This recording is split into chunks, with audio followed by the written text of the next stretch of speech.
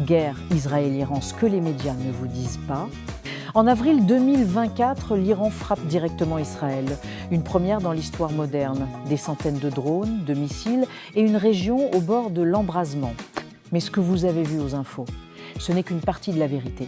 Voici ce que les médias ne vous disent pas sur la guerre Israël-Iran. Le 13 avril 2024, l'Iran lance plus de 300 projectiles vers Israël, une réponse à une frappe israélienne contre un haut responsable iranien en Syrie. Mais grâce à l'aide des États-Unis, du Royaume-Uni et d'autres alliés, Israël intercepte quasiment tout. Officiellement, peu de dégâts. Mais symboliquement, c'est énorme, l'Iran attaque directement pour la première fois.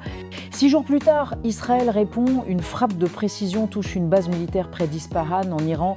Aucun mort, mais un message clair, on peut frapper chez vous quand on veut. C'est une réponse mesurée, presque chirurgicale. Pourquoi ? Parce qu'Israël veut éviter une guerre totale. Mais il montre ses capacités et surtout il prévient, la prochaine riposte pourrait être bien plus lourde. Ce conflit ne se joue pas qu'avec des missiles. Depuis des années, Israël et l'Iran mènent une guerre silencieuse. Sabotage de sites nucléaires, assassinats ciblés, cyberattaques, espionnage. Et derrière, il y a aussi les alliés, le Hezbollah au Liban, les milices pro-iraniennes en Syrie, le Hamas à Gaza. Chaque front est une pièce d'un puzzle bien plus large. Alors est-ce qu'on se dirige vers une guerre ouverte ? Pour l'instant, les deux camps jouent un jeu dangereux entre riposte mesurée et menaces voilées. Mais une erreur, une frappe de trop et tout pourrait basculer. Abonnez-vous pour ne pas rater les prochains épisodes de ce conflit complexe. Et dites-moi en commentaire, selon vous, une guerre directe est-elle inévitable ?